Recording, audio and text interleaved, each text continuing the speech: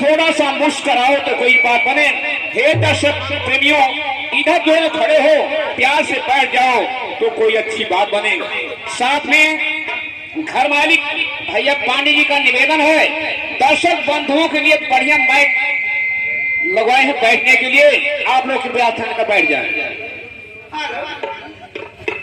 Hello, आगे इसी में माननीय श्री आप सुरेंद्र कुमार मिश्रा जी धर्मपुरी के निवासी हैं, आप महोदय की तरफ से 100 रुपये का पुरस्कार और भैया को पार्टी की तरफ से बारंबार नमस्कार।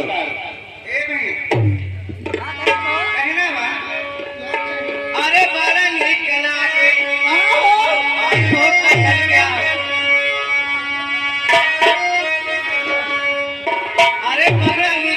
के तो हार गोरी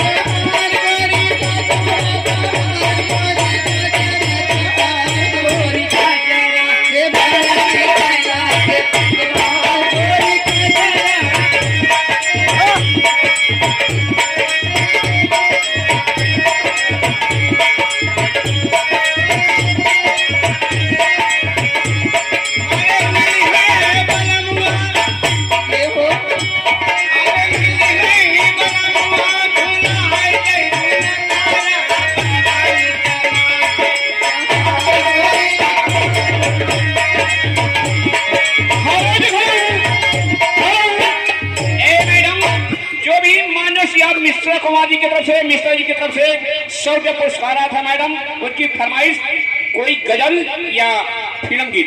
आइए लीजिए गजल हो जाए। निगाहें मिला के अच्छा बदल जाने वाले